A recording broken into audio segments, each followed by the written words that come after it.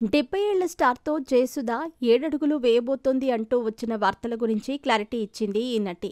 ఈమెకు తెలుగులో ఎలాంటి పాపులారిటీ ఉందో ప్రత్యేకంగా చెప్పనవసరం లేదు.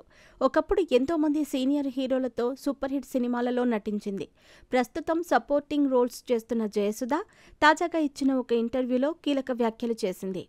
టాలీవుడ్ సినీ ఇండస్ట్రీలో సీనియర్ నటిగా గుర్తింపు తెచ్చుకున్న ప్రముఖ సహజ నటి జయసుధ గురించి పరిచయాలు ప్రత్యేకంగా అవసరం లేదు. ఎన్టీఆర్ను మొదలుకొని చాలామంది హీరోల సరసన జతకట్టింది జయసుధ. ముఖ్యంగా తెలుగు సినిమాలే కాకుండా తమిళ ఇండస్ట్రీలో కూడా వరుస సినిమాలు చేసి ప్రేక్షకులను ఆకట్టుకుంది. ఇదిలా ఉండగా గతంలో బాలచందర్ దర్శకత్వంలో సహజ నటి జయసుధ ఎక్కువగా నటించింది. ముఖ్యంగా ఈమె నటించిన సినిమాలలో విశ్వనటుడు కమల్ హాసన్ కూడా ఎక్కువగా నటించేవారు. అంతేకాదు వీరిద్దరూ కలిసి చాలా సినిమాల్లో నటించటంతో లేనిపోని రూమర్స్ అప్పట్లో తెగ వైరల్ అయ్యాయి.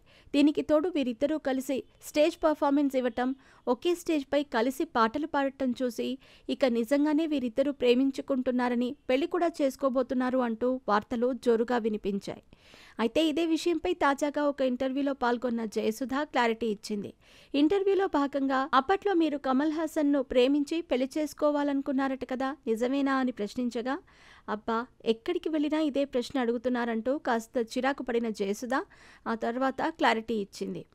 మేమిద్దరం ప్రేమించుకోలేదు, కానీ ఇద్దరం కలిసి ఎన్నో సినిమాల్లో నటించాము. ముఖ్యంగా బాలచందర్ సినిమాలంటే జయసుధ, కమల్ హాసన్ జంట ఉండేది. అలాగే ఇద్దరం కూడా స్టేజ్పై పాడేవాళ్లం. ముఖ్యంగా ఆయన ఒక బెస్ట్ సింగర్ కూడా. జర్నలిస్టులు నాకెలాగైతే సహజ నటి అని బిరుదు ఇచ్చారో అలాగే మా ఇద్దరి జంటకి కూడా అంతే మంచి గుర్తింపు అందేలా చేశారు.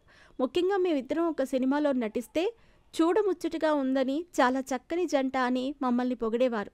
అంతే తప్ప మా మధ్య ఏమీ లేదు అంటూ జయసుధ క్లారిటీ ఇచ్చింది. ఇక కమల్ హాసన్ విషయానికొస్తే వాణి గణపతిని వివాహం చేసుకున్న ఈయన ఆ తర్వాత ఆమెకు విడాకులిచ్చి ప్రముఖ ఆర్టిస్ట్ సారికను వివాహం చేసుకున్నారు. వీరికి ఇద్దరు కూతుర్లు జన్మించిన తర్వాత ఆ సారికకి కూడా విడాకులిచ్చి ప్రముఖ నటి గౌతమితో డేటింగ్ చేశారనే వార్తలు వినిపించాయి.